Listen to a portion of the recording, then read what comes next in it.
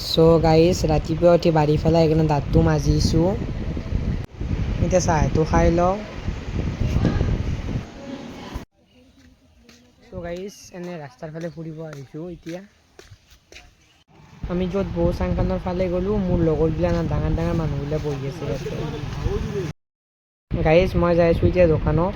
মোৰ মূৰা ঘোৰা মৰিছে।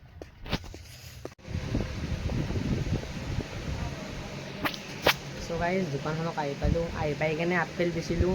মই মানে দোকানখনক কালি মই অলপমান যাত্ৰা থকা মানুহটো না, মই আজি বেছি অলপমান বিক্ৰী বাতি হয় দোকানখনত। মই লক্ষীয়ান মানুহ অলপমান। চ' গাইজ হুজুৰে আহিলে মোৰ তাকে, হুজুৰ আৰু মই এনে অলপ কিবা কাৰণে কথা পাতিলোঁ। গাইজ বহুত ৰ'দ দিছিল সেইকাৰণে বাৰীতে আহিলোঁ বহিব। ঘৰতনো কি কৰি থাকিব, ঘৰত বেছিয়ে গৰম। গাইজ মিক্সাৰটোত কিবা এটা বনাই আছে খাবৰ কাৰণে, তাৰপৰা কি বনাই আছে। গাইজ গিলাচটোত ঢালি ল'লোঁ, এতিয়া খায়ে দিওঁ দে আৰু।